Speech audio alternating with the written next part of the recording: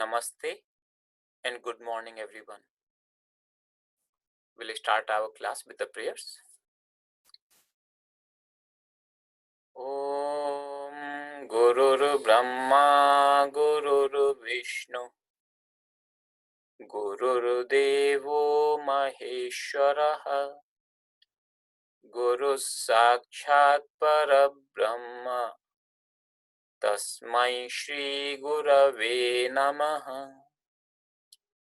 Om Sahana Bhavatu Sahanau Bhunaktu सह वीर्यं कर्वावहै तेजस्विनावधीतमस्तु मा विद्विषावहै.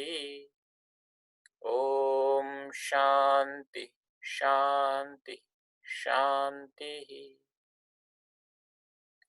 Now we'll chant Mahamrityunjaya mantra 3 times to pray for those who are in suffering.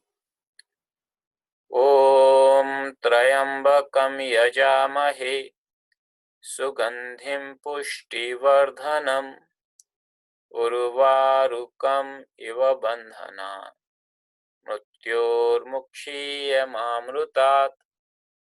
ॐ त्र्यम्बकं यजामहे सुगन्धिं पुष्टिवर्धनम् उर्वारुकम् इव बन्धनात् मृत्योर्मुक्षीयमामृतात्. ॐ त्र्यम्बकं यजामहे सुगन्धिं पुष्टिवर्धनम् उर्वारुकम् इव बन्धनात् मृत्योर्मुक्षीयमामृतात्. ॐ शान्ति शान्ति शान्तिः. Welcome everyone. Till last class we had covered till verse number 27 of Gita.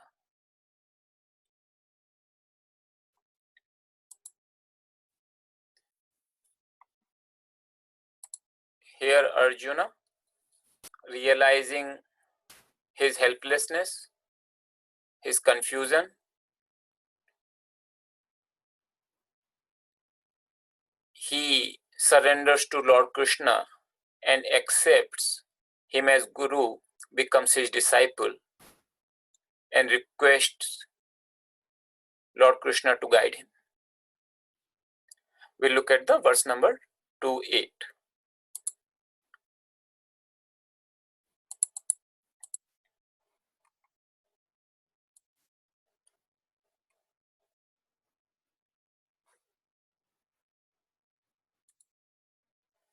So if any of you want to volunteer, please raise your hands for chanting along with me. I can unmute your mic thereafter.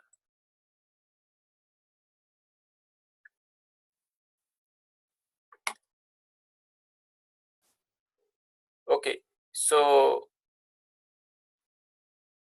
I'll chant the verse and you can repeat after me in your place. Nahi prapashyami mamapanudyat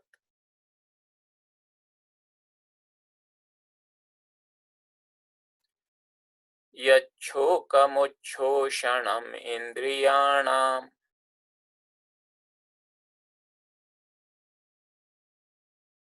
avapya bhumavasapatnam ruddham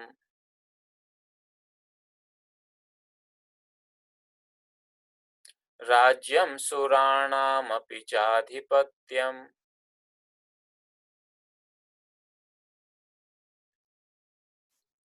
Now the whole verse.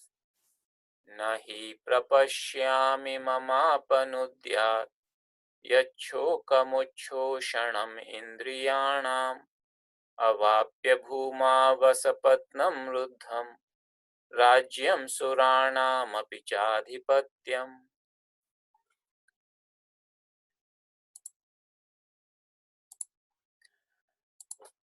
So we'll do the word analysis.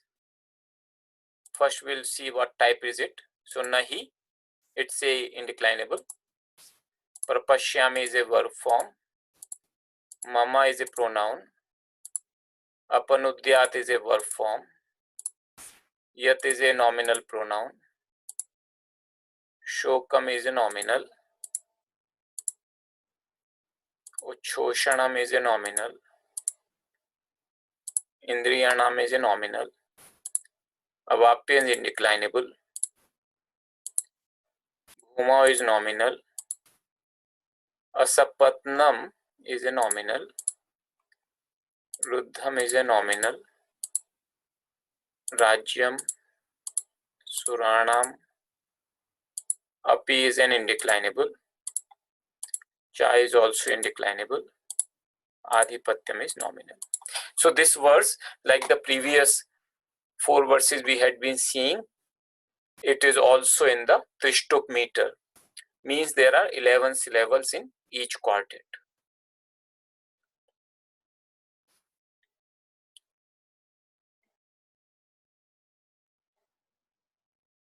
So for indeclinable, all we have to worry about is the simple meaning. So nahi means not. Generally the strong negative, when it is in the sense of strong negative, you use nahi. Na alone also means not. Prapashyami. So this is a verb form. So we fill up the blue columns here. So that's a lat lakara,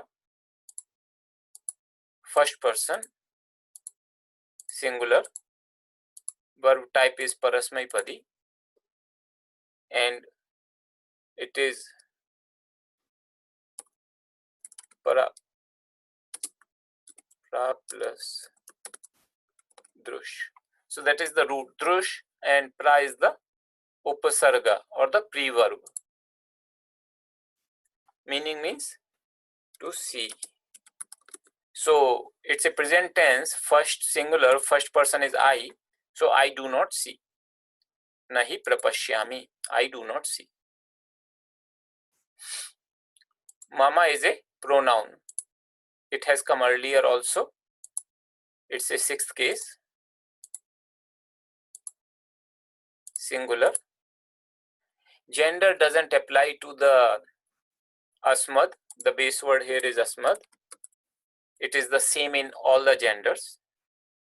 And here meaning is my. So I, and because it's a sense of genitive, it means my. So something belonging to me. We'll see what is it. Apanudyat is also a verb.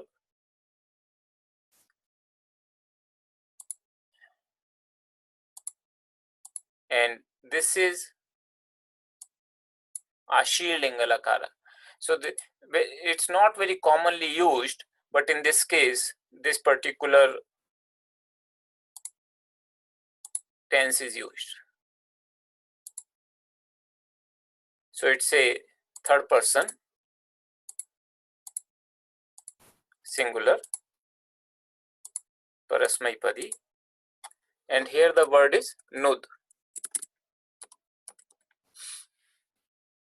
And also a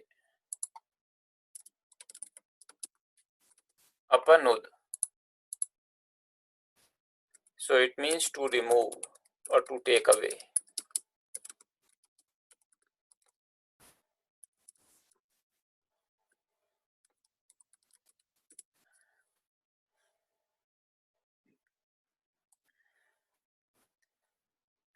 So Ashirling, generally the meaning itself is also in the sense of Bidiling, but there is a difference here. Difference is, and that this is normally something which I do not hope to get easily. So we'll explain that how does it apply in the sense of this verse. Yat is a nominal pronoun, and here it is used as a nominative case, singular, neuter, and base word is yad, means one which.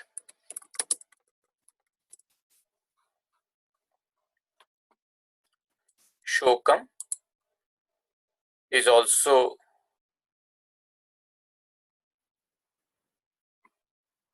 is an accusative singular neuter, and this is the shoka is the base word, means sorrow or suffering.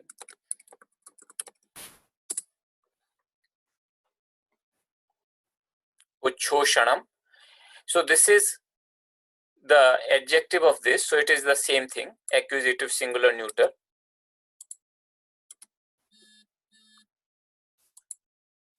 And here also the word is, base word is Uchoshana, because this is the akaranta neuter, and in the second case it will become like shokam, uchoshanam. Uchoshanam means something which dries up the sense organs. So actually sense organs is coming later, so something which dries up.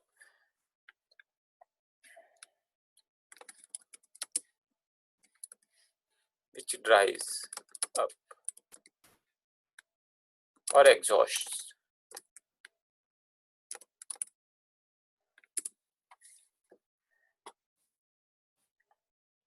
Something which exhausts. Indriyanam. So this is sixth. Whenever you see nam or nam, it's a very good indicator that it's a sixth plural.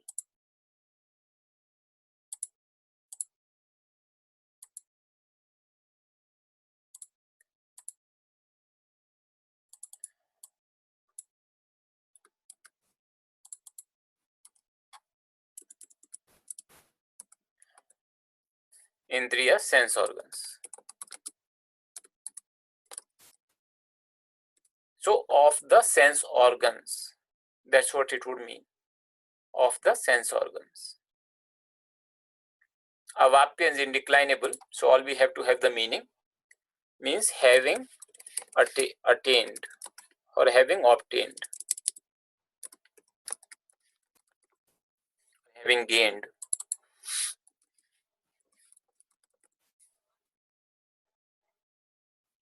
Bhumau, this is a seventh case, like hari, harau, ikaranta noun, singular, feminine, bhumi. So this is base word is bhumi.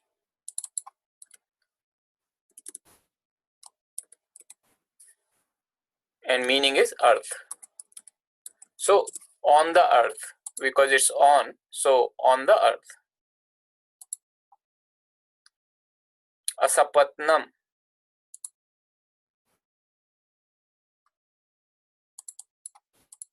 This is the second case, singular. Sorry.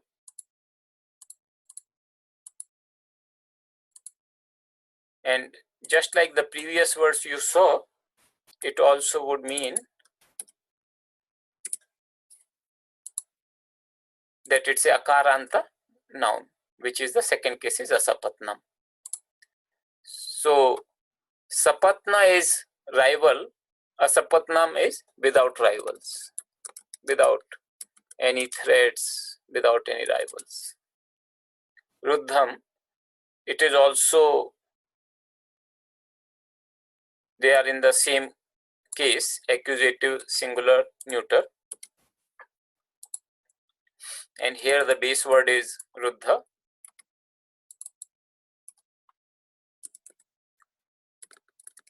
Prosperous. Ruddham means prosperous. Rajyam, this is also accusative singular neuter, and the base word here is Rajya, kingdom. Rajya means kingdom. Suranam. So just like Anam you saw here, Ram is here. That tells you that it's a 6th case plural.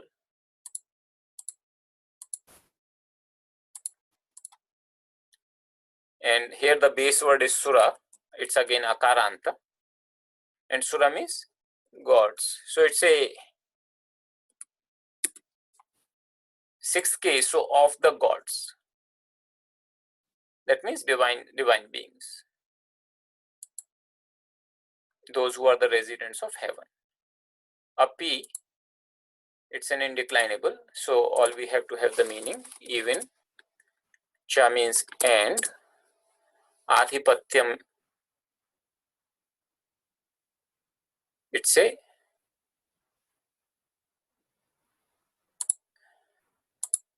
nominative singular. Sorry, this would be the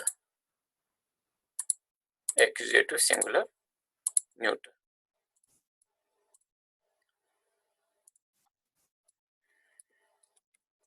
And it's the same.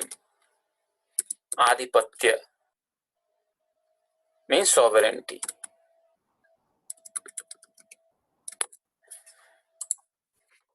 So if you look at from a Sanskrit grammar perspective, most of the words are in akaranta, like shokam, uchhoshanam, indriyanam. The base word is all ending in akara. Here in bhumi it's ikaranta, but this, all these are ending in akaranta. So the forms are very similar. And once you know one form of akaranta that is ending in akara, a, short a, you can understand the forms of other related nouns also. So let us see the meaning. So first, if you look at how many verbs we have 2. Prapashyami and apanudyat. So prapashyami, this is the first person. That means the subject here is clear. It's aham, even though it's not mentioned here explicitly. So nahi prapashyami, I do not see. So what I do not see? So this is, remember, Arjuna's statement now to Lord Krishna.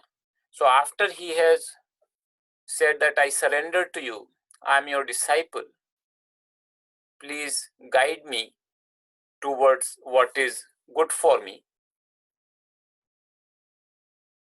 That is the next verse he is saying. So what he is saying here is, what I do not see. What is he referring to? What he does not see?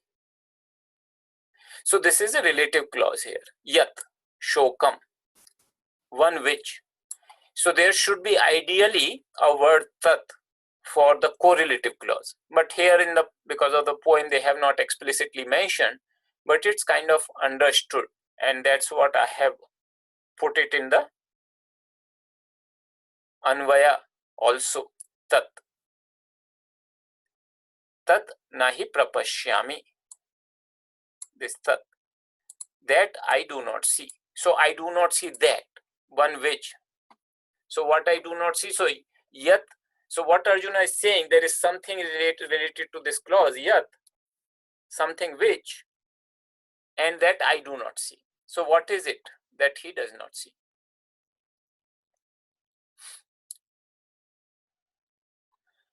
So this is the verb. So yat becomes the subject here. It's in the nominative singular. So one which would remove apanudyat, to remove, to take away. So one which would remove. He does not see something which will remove. What? Remove what? So shokam, his sorrow.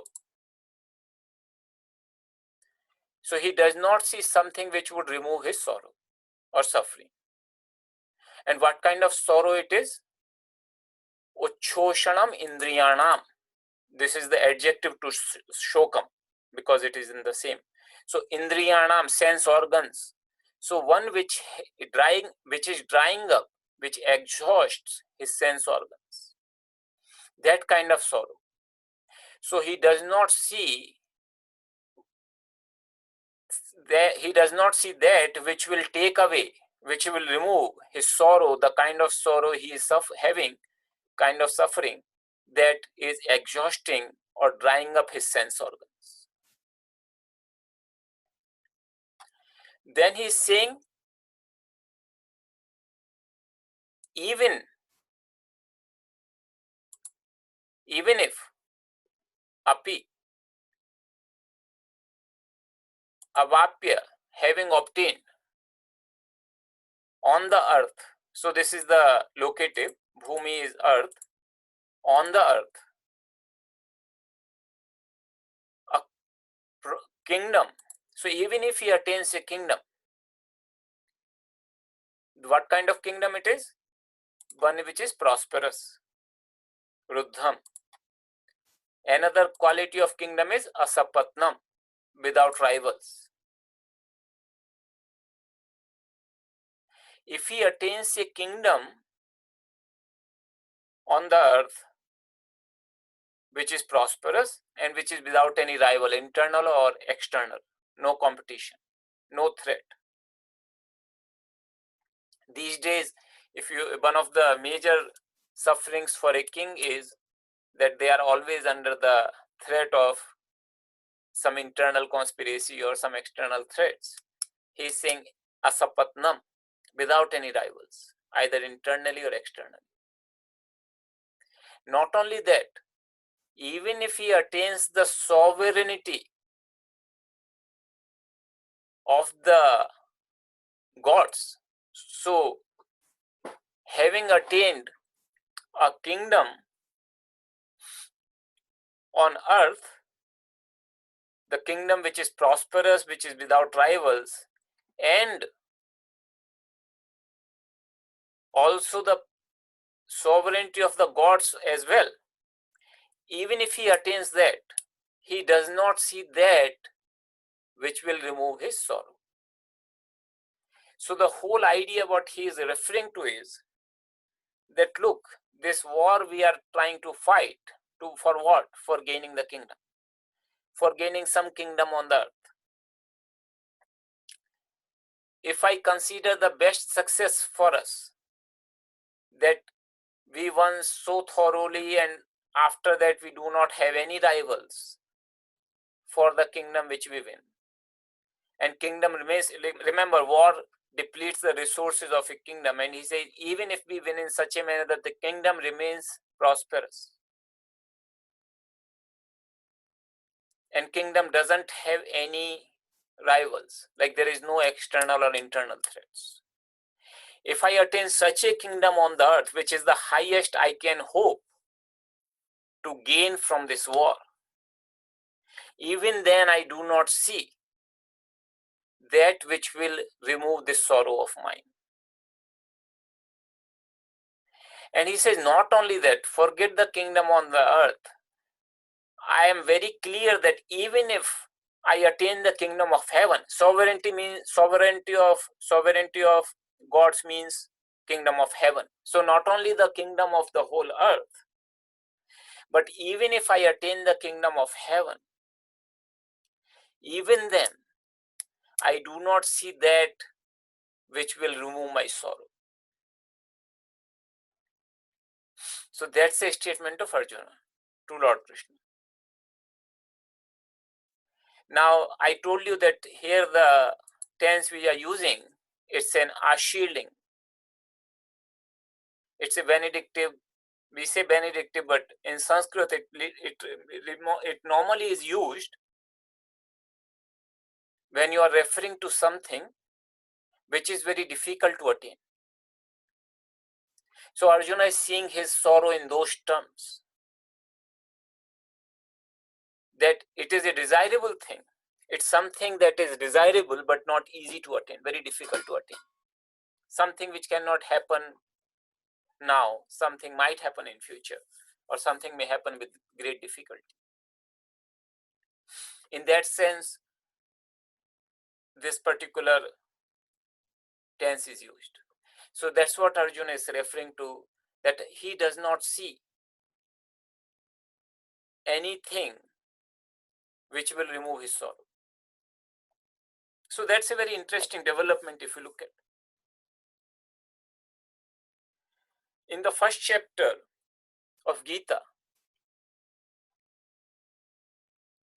when both armies have gathered together to fight the war, Arjuna himself requests Lord Krishna that please take my chariot between both the armies so that I can see whom I am supposed to fight with, who all have gathered to help that fellow called Duryodhana, and I have to fight with them. So I want to see that. I want to have a look before the war starts. Even though he knew, the kind of warriors, all the famous names, he already knew. The preparation had been going on for some time. But he, as a warrior, he just wanted to take a look at them finally before the war starts. So Lord Krishna, as he was working as his charioteer, he promptly follows Arjuna's command and takes the chariot and puts it in between both the armies. The one thing which Lord Krishna does here, when he places the chariot between both the armies, as Arjuna requested, he places the chariot where Bhishma and Drona, they are stationed. And when Arjuna looks at them, he realizes that what he is supposed to do in this war, he is supposed to be killing them, those people whom he loved dearer than his life, his own gurus. He had tremendous love for them, his elders. And that brought within him pent up emotions regarding this whole meaninglessness of the war, and that there is no point because we have to kill the very same people whom we love. So this is where the Lord Krishna, if he would have taken the chariot and placed in front of Duryodhana and Dushasana, the people whom Arjuna really didn't have much love for, then Arjuna wouldn't have gotten, he would have probably started the war even a minute earlier. But here what happened, Lord Krishna placed the chariot in front of Bhishma and Drona. So that's what the verse in Gita says, Bhishma Drona Pramukhta, where Bhishma and Drona, they are stationed. That's where between the two armies, Lord Krishna placed the chariot of Arjuna. So then Arjuna gets into that, we are getting into this war. So he starts feeling this depression, lamentation, sorrow, that what is it? It was not truly a case of vairagya. Even though he was taking it that there's no point in fighting the war, what was happening which he did not recognize at that time, that was his delusion, was his attachment to the things which was causing him to neglect his duty, rather than a true sense of vairagya, the dispassion or detachment. But sometimes that's what happens in our life. A negative tendency comes in the form of a positive tendency, and that becomes very difficult to recognize and difficult to remove.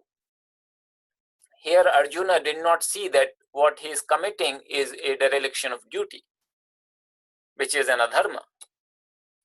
What he thought was that he was contributing towards non-violence, towards peace, and towards not killing the near and dear ones.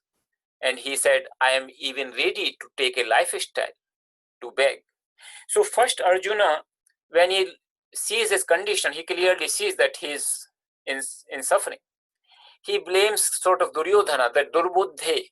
In the first chapter, he refers to Duryodhana as Durbuddhi, that one who is having his intellect very negative intellect, that his cousin Duryodhana, who was the chief of the other side, that because of him, we are in this trouble.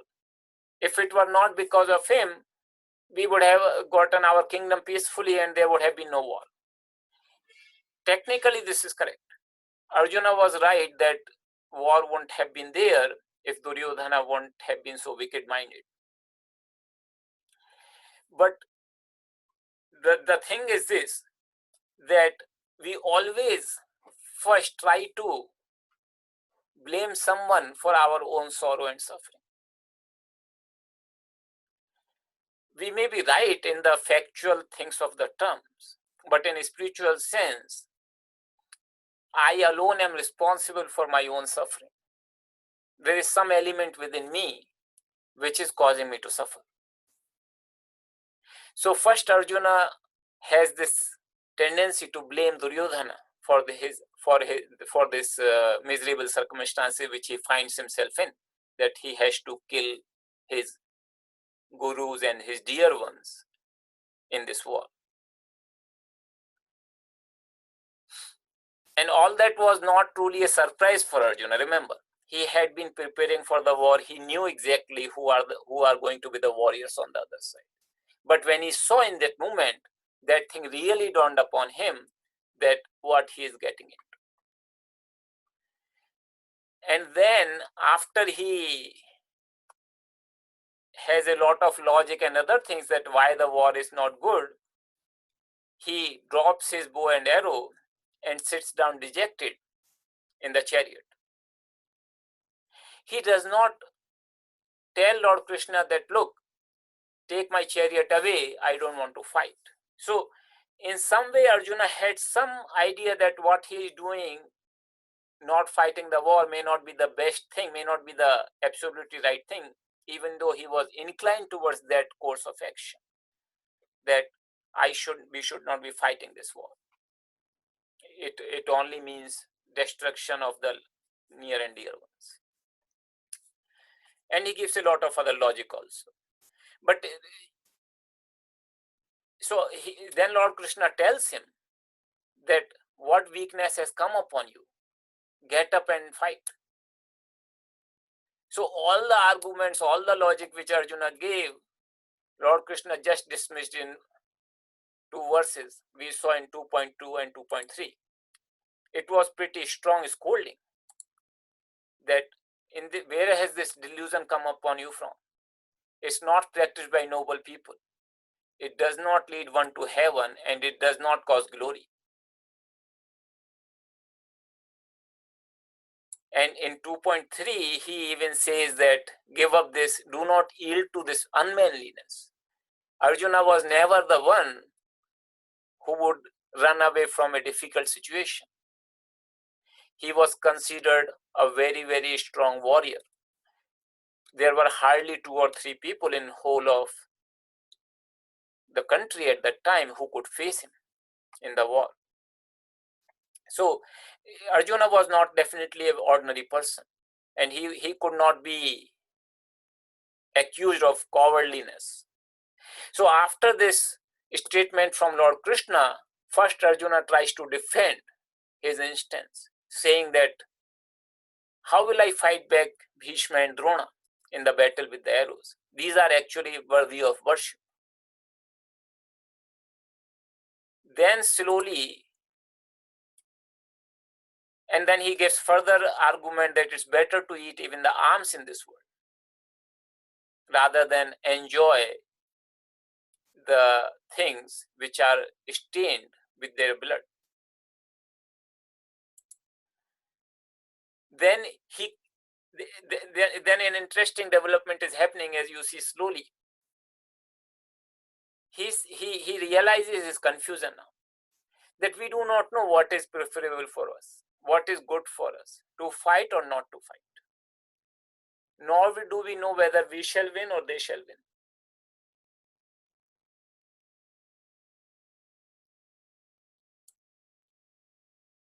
Those very persons on Dhritarashtra's side we have to kill, after killing whom we do not even wish to live. So they are standing in our front. So here he is, so far his mind was that not fighting the war is a better option, even if it means to go for the life of begging. Here at least he comes to the terms that both may be equal, after Lord Krishna said, but we do not know which one is preferable for us. So he realizes his confusion. And it's in the 7th verse where he really understands that his suffering is because of his own cause, not because brought by someone else. And that is something, a very fundamental realization dawns upon him, that the whole suffering is because he is deluded with regard to duty. I do not know what is the right thing to do.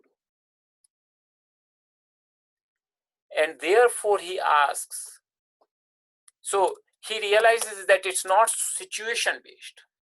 His suffering is not really based upon the situation, even though the situation has brought it about.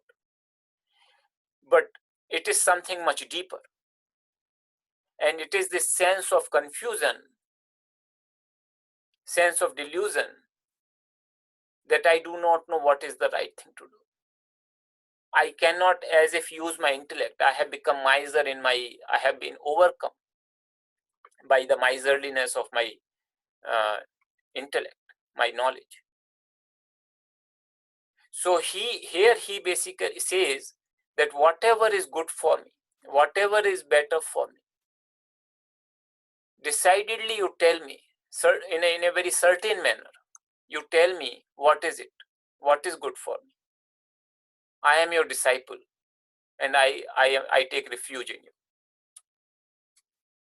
So with this verse, as you see, the transformation of Arjuna to find the blame in the situation, in the person who started the situation, to realize that it is definitely something, my own inner weakness, and something which is not simply situation based. There, once he realizes that, then only can he become a disciple. Because if I feel that the problem is other, then no matter how you can tell me what is good to do, it will not help me. It will not help my situation. Some person can help me by teaching. He's saying that, please tell me, Bruhi, please tell me that what is good for me. He is not saying that you go ahead and kill all the evil people on the other side and that will take care of it or change their minds. Because Lord Krishna was Lord Incarnation, he could have requested him that just change the mind of Duryodhana and we will not have war. But here Arjuna realizes that this situation will come sometime or the other, in some way or the other. It is something very fundamental to his own thing that he does not understand that what is it that is necessarily the right thing to do. And that's where, if you see how Gita merges into our lives, our life situation is very different from that of Arjuna. We are not involved in a battle, in the physical battle. Generally speaking, we do not find ourselves in a situation where our duty demands that we kill our near and dear ones. We are also removed from Arjuna by thousands of years in time.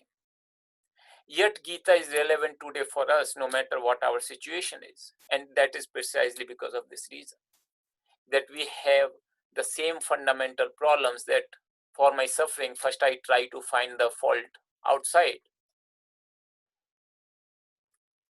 Once that happens, that I understand that it is something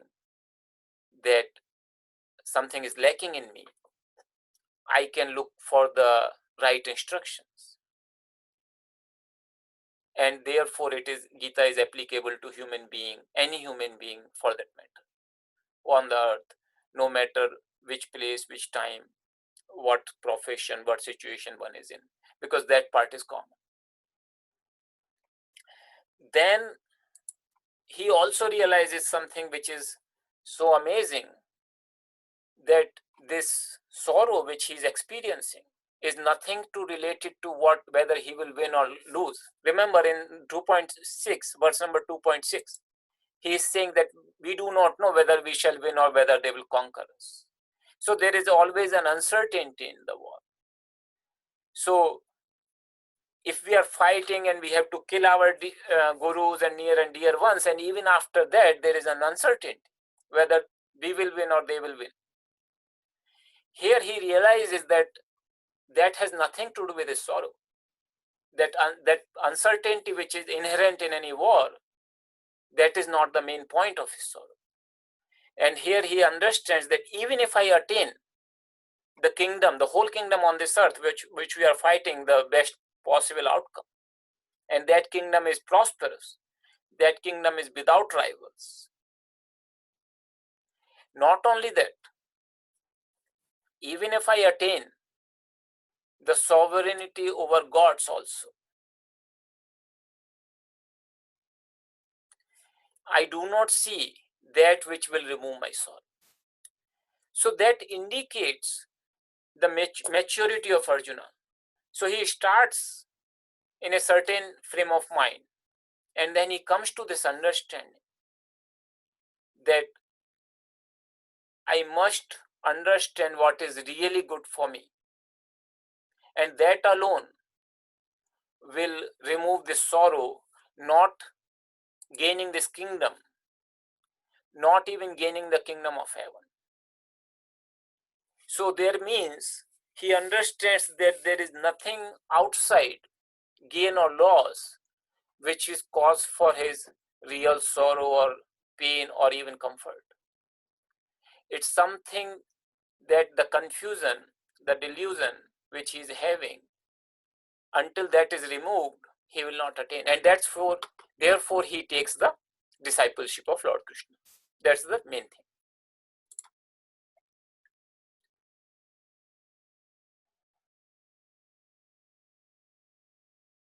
So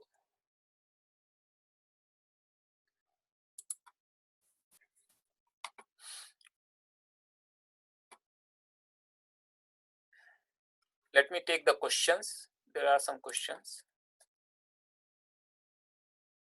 There is a question, Adhipatya means sovereignty and heaven as well. No, it does not mean heaven. It says sovereignty over what? Suranam Rajyam. So Surana means gods. So Suranam, sovereignty over gods, that means the kingdom of heaven. So in India, the heaven is not considered the highest aim. It is considered that there are some divine beings. It is their abode. So if I attain the sovereignty over gods, means kingdom of heaven, there is a king of heaven called Indra. So Arjuna is referring to that position, that even if I attain that kind of position, which is considered very exalted, I do not see this sorrow will go away.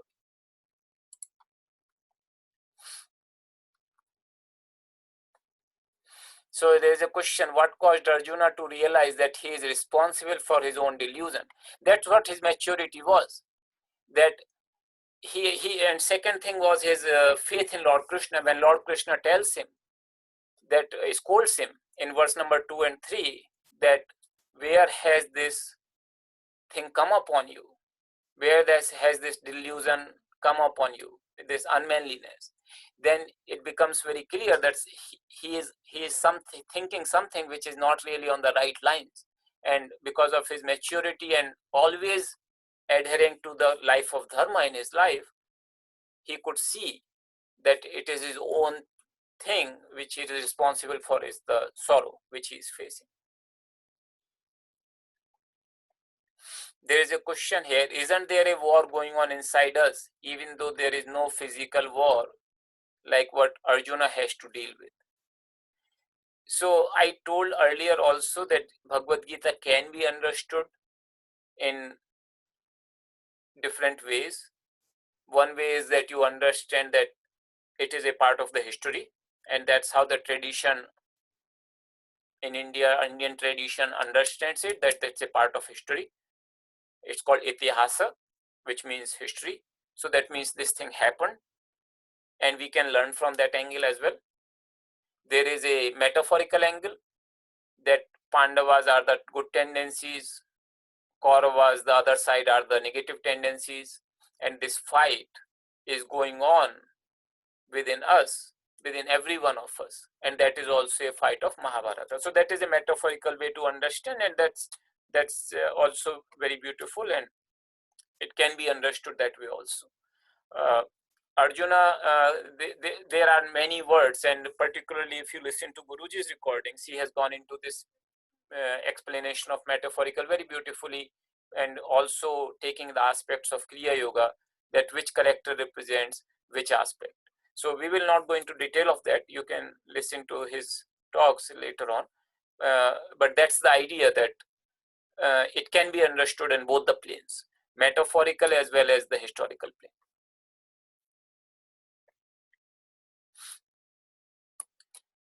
Okay, there is a question. What does pra added to the verb means? So we have this word prapashyami here. Prapashyami. So pra means, praklushtena, means clearly see, very clearly see. So that's what it means. Pra generally refers to in that sense. So praklushtena pashyami, clearly, very clearly see.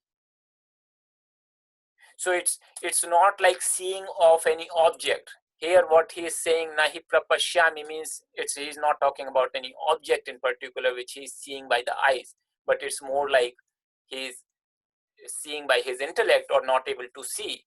Like in English also we use in the same way this verb see. So it is used in that sense.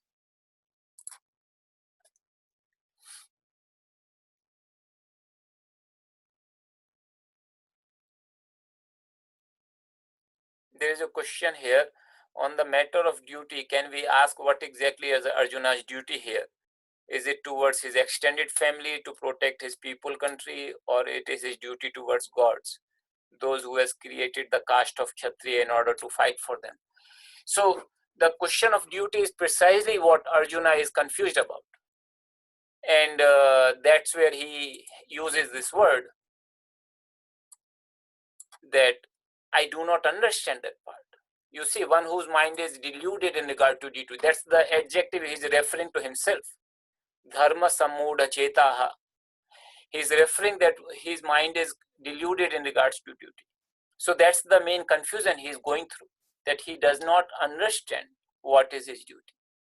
And he requests Lord Krishna to tell him, not just in the sense that do this, that Lord Krishna has already told him, but there is something which is more fundamental, which gives that clarity, because of which one will not get into the delusion. So that's where it comes to.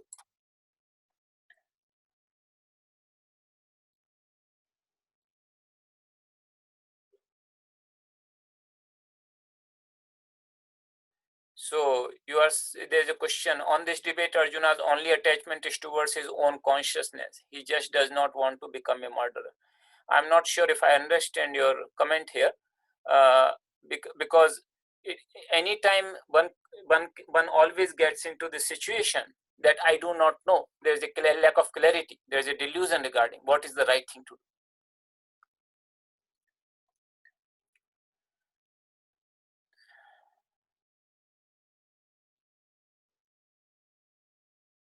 So there is a question here, but what exactly causes Arjuna to surrender and become a disciple?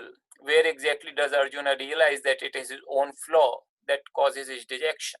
So that is the progression. If you look at after Lord Krishna spoke in verse 2.2 up and 2.3, as I explained, if you read the verse 2.4, 2.5, 2.6, that's where this succession is there, that he slowly first tries to just be reactive, that how can I kill Bhishma and Drona, and then he kind of considers that, okay, what Lord is saying to perform the duty of fighting versus my desire to not fight, both are kind of equal options. And then he realizes it's his confusion, which is the main problem. So if you, that's where we explain in the verse from 2 to 4, 2:4 to 6, that he realizes that part. And finally in 2:7, he understands it very clearly and surrenders to Lord.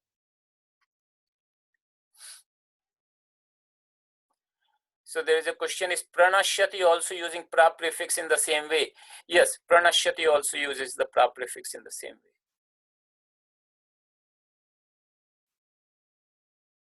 There is a question here. Here I think Arjuna is entitled to say this is not my war.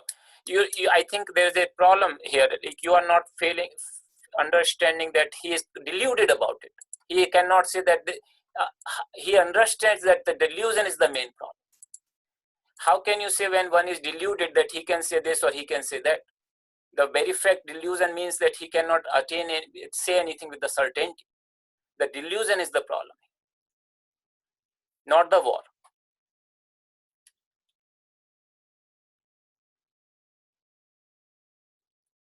There is a question here. Arjuna chose to fight battle, but Gandhiji chose ahimsa. Were they both right and performing dharma? I cannot comment about other people. Remember, Gita is not for evaluating other people. It is for us. It is for oneself. When I study Gita, do I get enough clarity about that I am performing my own dharma? It is not to evaluate whether other person is performing his own dharma or not.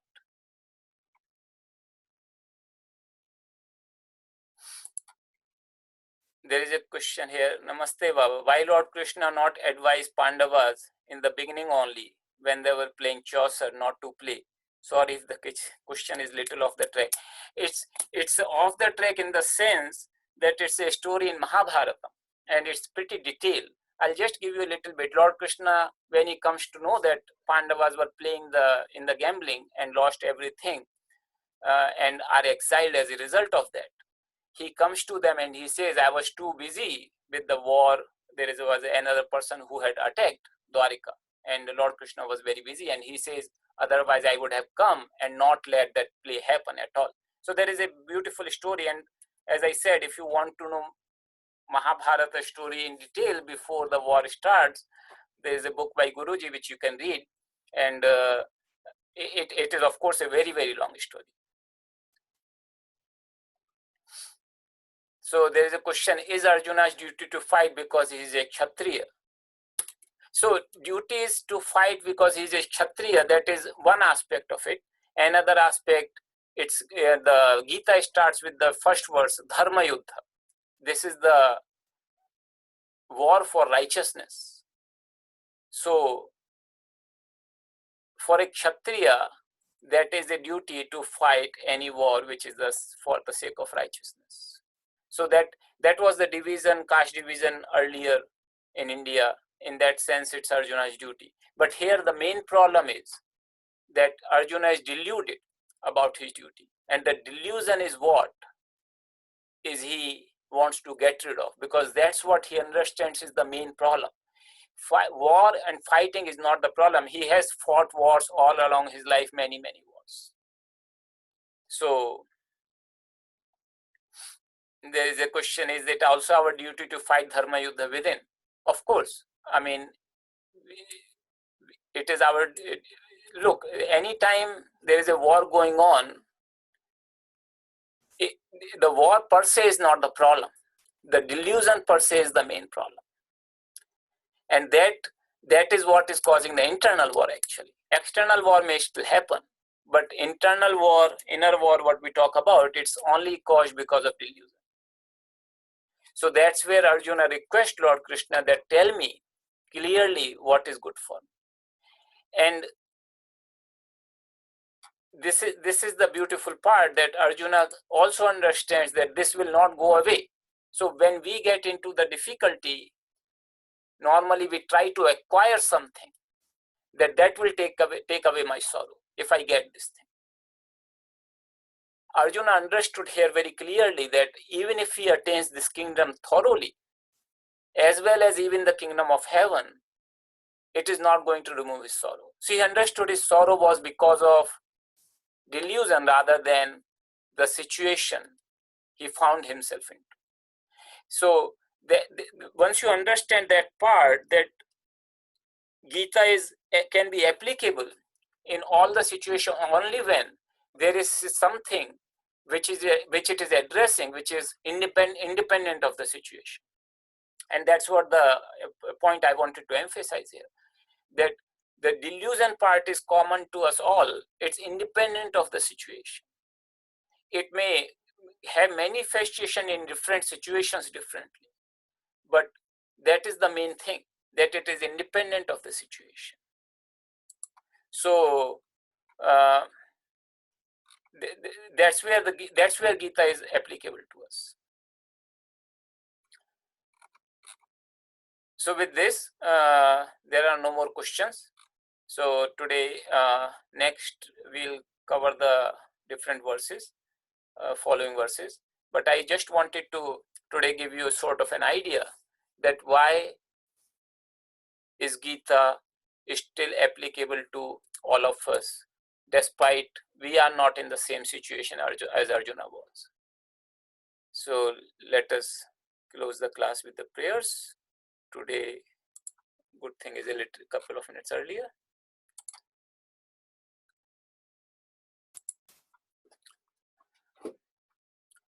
Sarve bhavantu sukhinah, sarve santu niramayah, sarve bhadrani pashyantu, ma kaschid dukkha bhag bhavet.